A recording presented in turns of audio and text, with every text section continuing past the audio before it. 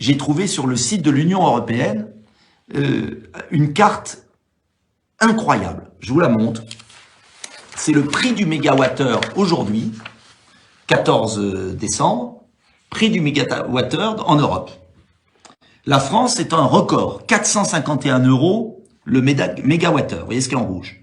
Alors l'Allemagne est à 444, 441 l'Italie, 446 les autres. En Allemagne, le gouvernement plafonne pour les entreprises à 130 €. 130 €. D'accord? Donc, les entreprises françaises payent 451, les entreprises allemandes 130. Premier point.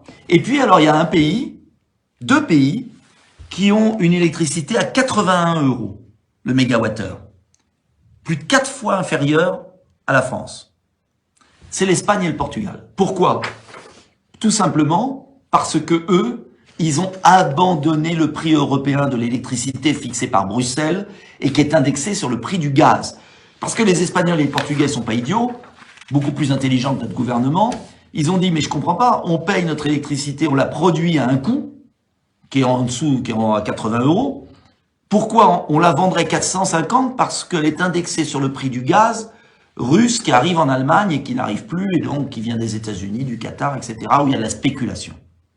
En France, EDF vend aux opérateurs privés son prix à 42 € le mégawatt, c'est le coût de production d'EDF.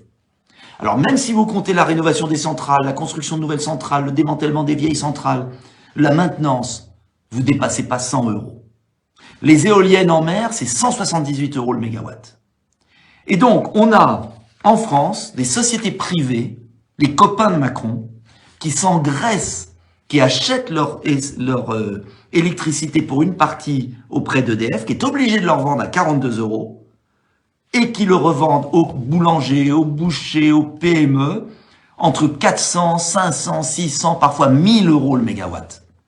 Le profit va pour eux. Mais attention, l'État, au-dessus de 180 € prend sa part.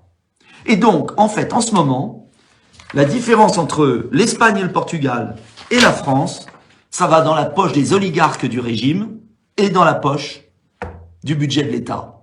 Voilà la réalité. C'est le plus grand scandale qui soit. Et c'est pourquoi à l'Assemblée nationale hier soir, pour le débat sur la motion de censure, j'ai ressaisi le gouvernement là-dessus. Il faut faire pression, il faut diffuser cette vidéo